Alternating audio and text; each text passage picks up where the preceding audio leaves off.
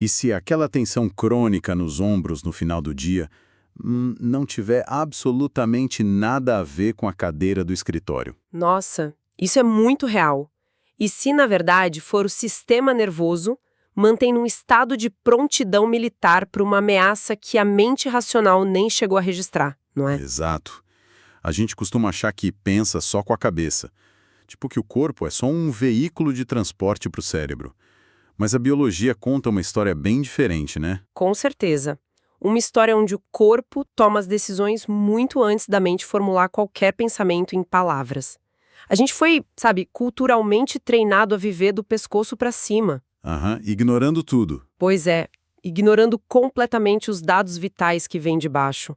Isso até o sistema entrar em colapso e gritar na forma de exaustão, pânico ou, como você falou, dor crônica. Então hoje a nossa investigação vai direto para o centro dessa inversão de lógica. Nós temos em mãos trechos de um material riquíssimo, que é a Gramática da Percepção, o Dicionário da Alfabetização Somática. Um texto incrível, diga-se de passagem. Muito. E a missão aqui não é só ficar lendo um glossário de termos técnicos. A ideia é mapear esse campo incrivelmente vivo, onde a linguagem, o corpo e a percepção se criam mutuamente. Sim, o objetivo é ajudar quem está escutando a gente a deslocar aquele eixo de simplesmente entender as coisas com a mente, sabe? Passar a sentir com precisão, né? Isso, exatamente isso. E para a gente visualizar bem o que esse material propõe, eu gosto muito de usar uma analogia com a tecnologia. Imagina que esse vocabulário somático é tipo o código-fonte de um software. Gostei dessa imagem. Pensa que a mente racional, aquela voz na nossa cabeça que planeja o dia e paga as contas, é a interface gráfica. É o que a gente vê na tela do computador. Com as janelinhas, os botões bonitinhos. Exato. Mas a sensação pura, os dados brutos do sistema nervoso, isso é a linguagem de máquina rodando no fundo. São os zeros e uns. Se a tela congela, não adianta passar um pano nela. A gente precisa ir lá e entender o código. Então, bora desempacotar isso. Bora. Essa metáfora do código de máquina é excelente para ilustrar como a gente capta os dados brutos. Para quem já acompanha as pesquisas sobre neurociência e corpo, os sensores básicos que o texto descreve não são novidade. Que seriam as nossas ferramentas de captação, certo? Isso. A gente tem a percepção interoceptiva, que lê os nossos estados internos, tipo batimentos cardíacos, respiração, digestão. Tem a propriocepção também, que é aquela que mapeia onde o nosso corpo está no espaço. Perfeito. E claro, a sinestesia, que lê o nosso movimento em fluxo. Mas o pulo do gato na gramática da percepção não é só definir esses sentidos isolados. É mostrar como eles se juntam, né? Exato. Como eles se integram para formar o que o autor chama de campo somático. E a regra número 1 que governa esse campo todo é a regulação. Que, trazendo para a nossa analogia, é basicamente a capacidade do nosso motor de não fundir, certo? O texto fala muito sobre a tal da janela de tolerância. Sim, a famosa janela. E para entender esse mecanismo, a gente precisa olhar para o sistema nervoso autônomo. A janela de tolerância não é só uma ideia psicológica. É algo bem físico, né? Totalmente físico. É uma faixa fisiológica de ativação. Dentro dessa janela, o nosso sistema nervoso simpático, que dá aquela energia para a ação, e o parasimpático, que funciona como um freio para o descanso, eles trabalham numa harmonia maravilhosa. Ou seja, a gente pode estar sob pressão por causa de um prazo ou relaxando no sofá, mas a nossa área de raciocínio lógico continua online. Exatamente. O córtex pré-frontal continua funcionando, a gente continua processando a realidade sem surtar. Mas o bicho pega quando a gente é empurrado para fora dessa janela. Precisamente. Se o estresse passa do limite que o sistema dá conta de processar, rola uma descarga maciça de cortisol e adrenalina. Isso joga a gente para hiperativação. Que é aquela clássica resposta de luta ou fuga. Isso mesmo. O raciocínio lógico praticamente desliga e o corpo se prepara para o impacto físico. Agora, tem o outro extremo também. Se a sobrecarga continua e fica intolerável, o organismo entra no modo de preservação extrema. É o que o material chama de hipoativação, né? Sim. O nervo vago dorsal assume o controle, derruba os batimentos cardíacos, a pressão cai e rola aquele congelamento, a dissociação ou até o colapso. Caramba. O que me leva a outro conceito fascinante do material, que é a neurocepção. O texto descreve isso como uma detecção implícita de segurança ou ameaça. É um termo bem chave nessa área. Lendo isso, a imagem que me veio na hora foi a de um programa antivírus rodando silenciosamente no computador. Sabe aquele escaneamento de fundo? Aham, Que fica verificando a rede sem a gente clicar em nada? exatamente. Ele avalia o tempo todo. Essa pessoa que entrou na sala é segura? O tom de voz daquele e-mail é uma ameaça? A analogia do antivírus é muito didática. Mas o que é fascinante aqui é dar um passo biológico além para entender o impacto disso na vida real. O nosso sistema não é um código passivo. Como assim? A neurocepção é impulsionada pela amígdala cerebral, que escaneia microexpressões faciais, mudanças muito sutis na respiração das outras pessoas, até variações acústicas na voz, Tudo isso em milissegundos. em milissegundos. Antes mesmo da nossa interface gráfica, da mente consciente, registrar que alguém entrou na sala, a neurocepção já alterou o nosso tônus muscular. Espera aí, o tônus é aquele grau de ativação basal dos músculos. Certo, a prontidão deles. Isso.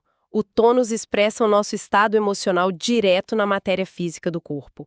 Então, voltando ao seu exemplo do começo, aquela tensão nos ombros não é só um músculo cansado. É o antivírus. Exatamente. É a sua neurocepção que detectou uma ameaça, mesmo que subjetiva, no ambiente de trabalho.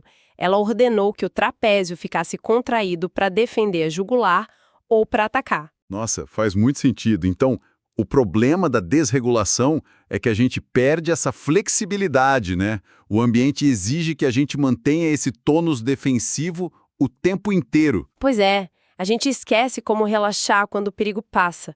O corpo opera num ritmo natural de oscilação entre ativação e repouso, e ignorar isso nos joga direto para fora da janela de tolerância. Certo. A gente mapeou como esse código reage internamente. Entendemos os sensores, o antivírus da amígdala, o motor fundido. Mas, assim, nós não somos computadores isolados no meio do nada, né? Definitivamente não. Então, a transição lógica aqui é o que acontece quando esse sistema individual entra numa rede com outros sistemas, porque o material bate muito na tecla de que o corpo é relacional. Num quarto meditando. Uhum. Mas biologicamente falando, nós somos mamíferos profundamente sociais. A gramática da percepção detalha a dinâmica da corregulação. Que é basicamente usar o outro para ser regular. Exato. Significa que a estabilidade do nosso sistema nervoso é mediada pelo sistema de outro corpo. Nós usamos a fisiologia de quem está perto para regular os nossos próprios batimentos. Aqui é que a coisa fica realmente interessante. Imagina a cena, a corregulação seria tipo o pareamento de Bluetooth entre dois celulares que entram na mesma sala. Interessante.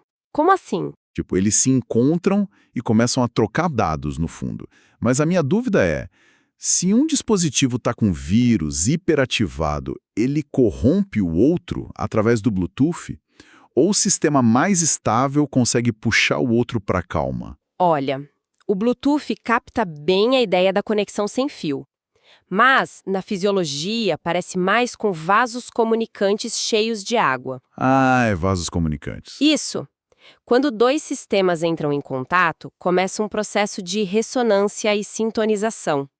Se a água de um lado está muito agitada, as ondas fatalmente vão bater no outro lado. Entendi. A resposta para quem vai influenciar quem depende de um conceito muito crucial chamado limite somático, que é a capacidade de sustentar as próprias fronteiras corporais. Saber onde termina o seu estresse e onde começa o do outro. Exatamente. Se a pessoa não tem esse limite fortalecido, ela perde a modulação fina.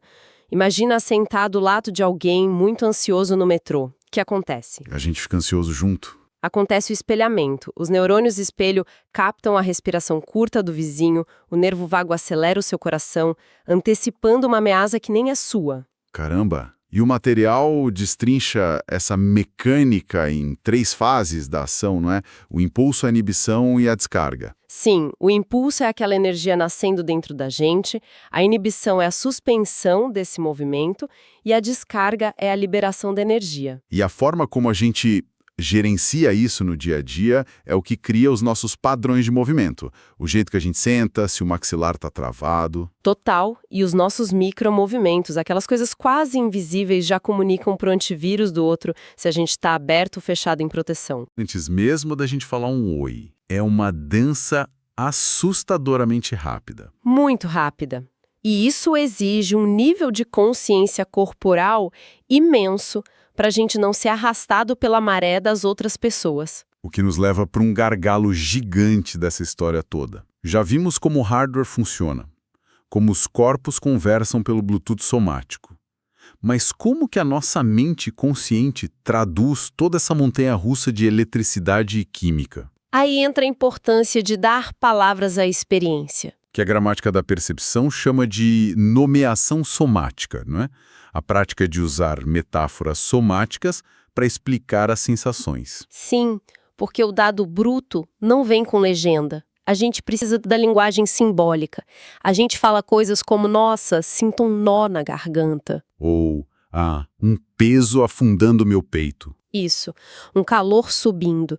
Esse mapeamento corporal é essencial para trazer a informação lá das partes antigas do cérebro para o córtex pré-frontal. Mas vem cá, eu tenho um certo pushback com isso. A gente usa essas metáforas o dia todo. Se alguém diz que está com um peso no peito depois de um e-mail do chefe, como a gente sabe se é só uma metáfora somática para o estresse comum ou se é um trauma marcado real que foi engatilhado? Se conectarmos isso ao quadro geral, essa é a grande chave da alfabetização somática. A diferença não está na metáfora que a pessoa usa, mas na diferenciação do estado interno. Como assim? O estresse do dia a dia, tipo o e-mail do chefe, ele altera o tono sim, mas mantém o organismo dentro daquela janela de tolerância que a gente falou. A pessoa sente o soco no estômago, mas sabe que está no escritório, segura no ano presente. Exato. O sistema digere a frustração. O trauma tem uma mecânica bem diferente. Ele atua através da memória implícita e da marcação somática. Ou seja, uma memória não verbal gravada no corpo. Isso. Quando um traço traumático é ativado, a pessoa não está só lembrando de algo ruim. A amígdala sequestra o sistema e convence o corpo de que a ameaça letal do passado está acontecendo agora, naquele milissegundo. É aí que rola a tal da fragmentação. Perfeito. A continuidade do tempo se rompe. O corpo reage com aquele congelamento ou hiperativação, mesmo que o gatilho atual seja só um barulho ou um e-mail. Nossa, e como o manual ensina a lidar com esse curto-circuito? Porque o nosso instinto é ignorar a dor ou mergulhar nela para tentar resolver logo. O que normalmente gera mais desregulação. O autor traz uma técnica vital chamada pendulação. Pendulação, como se fosse um pêndulo mesmo. Como um pêndulo. Se a gente mergulha direto no trauma, o sistema entra em sobrecarga e a tela azul aparece. A pendulação cria um balanço orgânico. Primeiro, a gente busca recursos. Que tipo de recursos? Pode ser sentir o pé no chão firme, a textura de uma roupa, uma respiração mais longa, um lugar de segurança sentida no corpo. Entendi. E a partir dessa âncora de segurança, a gente pendula a atenção para o desconforto. Visita aquele nó na garganta por uns segundinhos. No primeiro sinal de sobrecarga, volta a atenção para a segurança. Cara, é quase como ensinar o sistema nervoso a olhar para a dor em doses homeopáticas.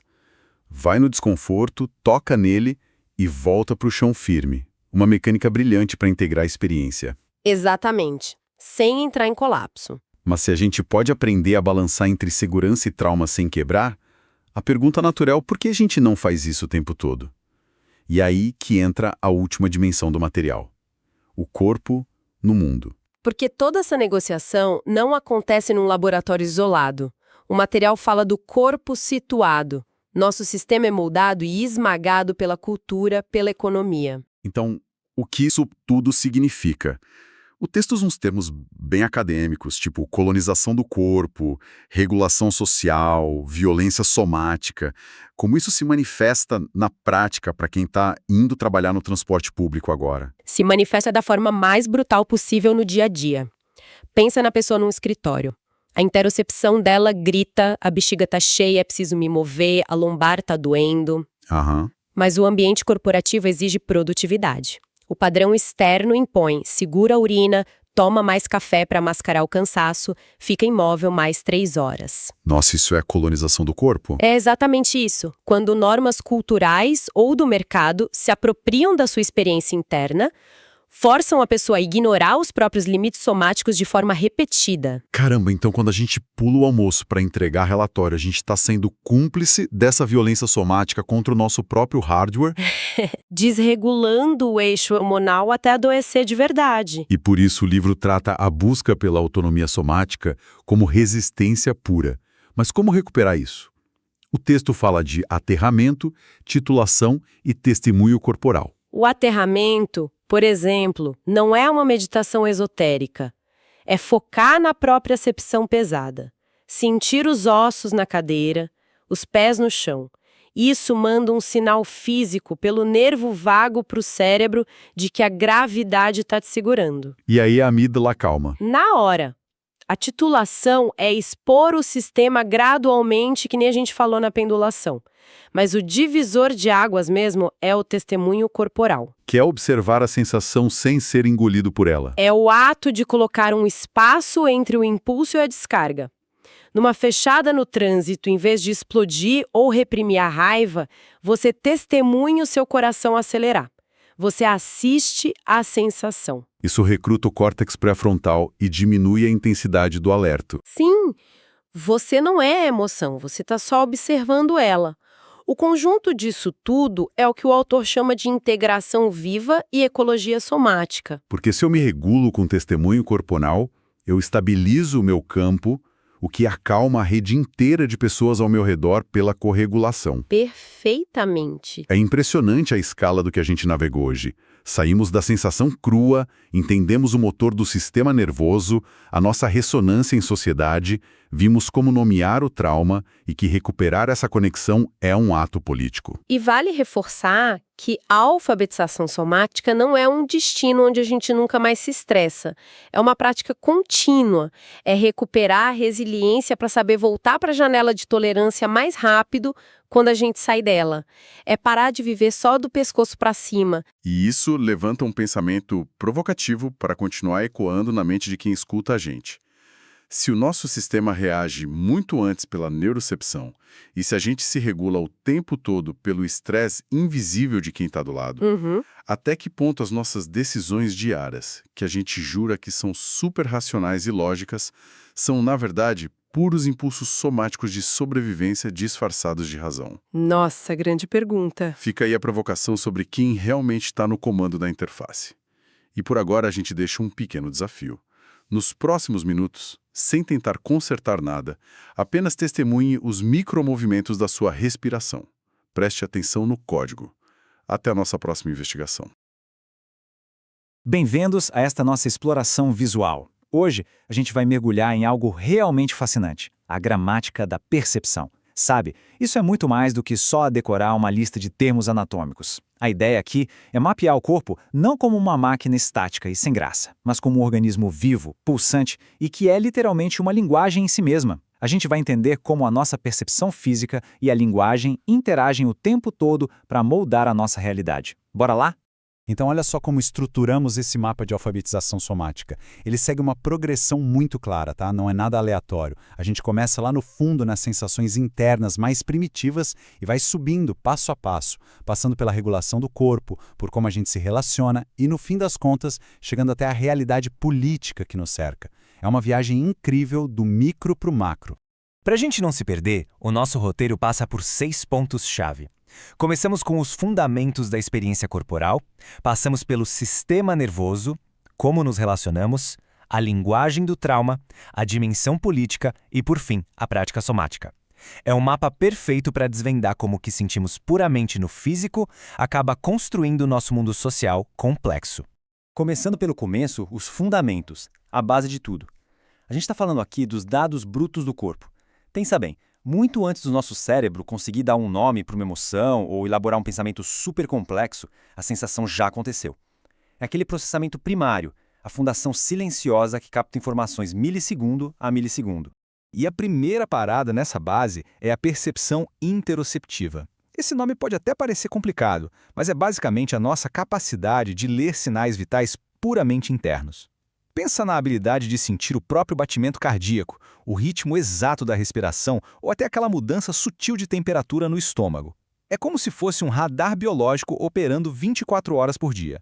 Agora, quando a gente expande esse radar um pouco mais para fora dos estados internos, entramos na propriocepção. Essa é a ferramenta que o organismo usa para mapear as próprias fronteiras dentro de um espaço, de forma totalmente subconsciente. É o que permite que a gente saiba exatamente onde o nosso braço está, mesmo de olhos fechados, organizando toda a nossa arquitetura em relação à sala.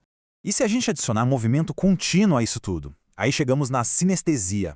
Não é mais só sobre onde o corpo está parado, mas sim sobre o fluxo. É a percepção da fluidez, daquele ritmo constante da vida acontecendo.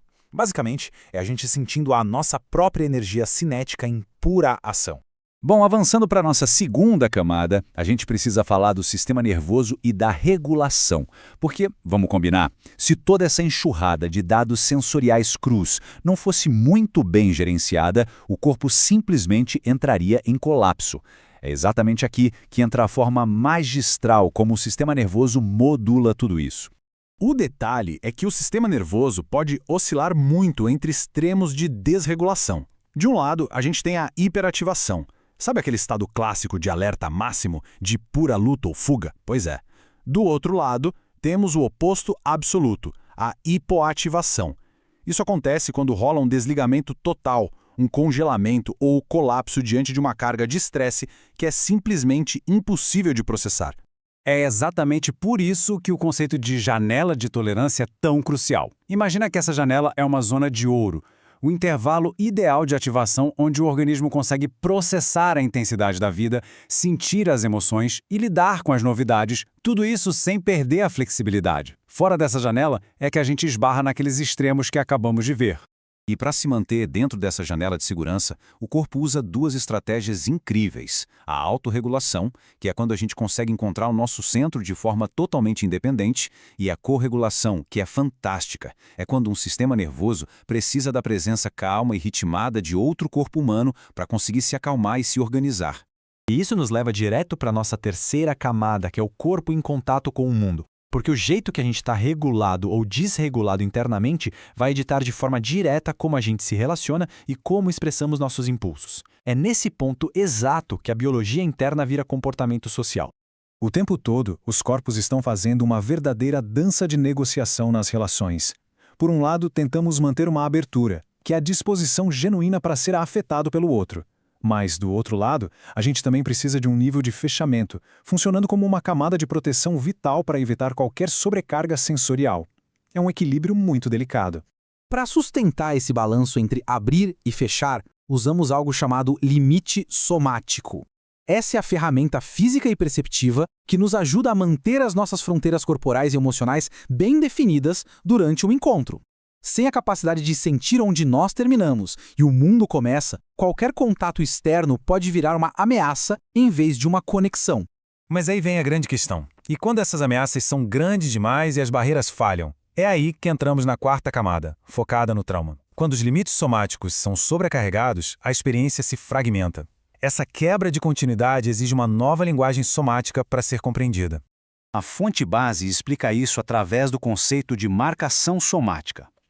As ameaças que não foram bem processadas não somem simplesmente no ar. Elas criam um registro direto.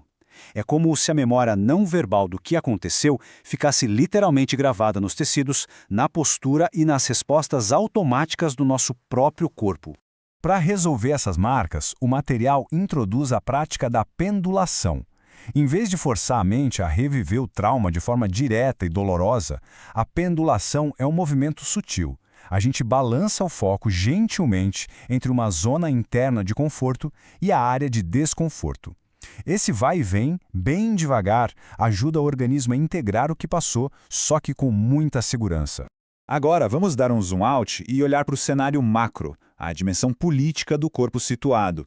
A biologia nunca acontece num vácuo.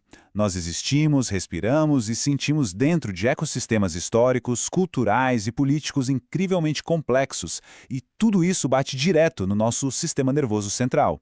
Analisando os conceitos propostos pelos autores, encontramos a violência somática, Isso é descrito não como uma teoria abstrata, mas como os impactos físicos e diretos que a opressão estrutural deixa no corpo das pessoas. A fonte argumenta que pressões sistêmicas geram uma desregulação biológica muito real e palpável nas populações. O texto também traz um fenômeno sociológico super forte, chamado de colonização do corpo. Basicamente, é o que acontece quando padrões e exigências externas da sociedade são impostos sobre a nossa percepção interna. É aquela perda de senso interno, sabe? Quando o indivíduo passa a julgar e medir o próprio corpo só pelas réguas do que o mundo lá fora dita como aceitável. E, em oposição direta a isso, temos a autonomia somática. A ideia aqui é resgatar a capacidade vital de tomar decisões independentes a partir dos sinais do próprio corpo. É recuperar a confiança de que os seus próprios dados sensoriais, aquilo que a gente sente lá no fundo, são guias legítimos e absolutamente precisos para navegar pelo mundo. Para fechar esse ciclo e não ficar só na teoria, precisamos falar de prática, né? Como exatamente essas ferramentas de alfabetização somática funcionam no nosso dia a dia para trazer essa integração e manter a nossa autonomia? O material de origem aponta algumas práticas bem aplicáveis. Temos o aterramento, que é a conexão direta com o momento presente, a orientação, usando os sentidos para explorar o ambiente, a ancoragem, um ponto seguro do corpo, a expansão da nossa capacidade de sentir coisas boas e, por fim, a titulação, que é a arte de expor o sistema a experiências intensas passo a passo, sem gerar sobrecarga. Tem uma reflexão fantástica no texto original que resume muito bem tudo isso. Aprender essa linguagem é deslocar o eixo do entender para o sentir com precisão. Isso é genial. Mostra que a alfabetização somática pede uma mudança radical de chave. Tirar o foco quase exclusivo de querer intelectualizar tudo e começar a prestar atenção exata nos dados reais que o organismo fornece a cada segundo. E isso nos deixa com uma pergunta provocativa para encerrar a nossa exploração de hoje. Nós, os humanos modernos, estamos apenas habitando um corpo físico como se fôssemos passageiros distraídos? Ou será que já estamos prontos para começar a ler de forma ativa a linguagem profunda e complexa inscrita no nosso sistema nervoso? Bom, com certeza, isso é algo que vale a pena sentir com precisão.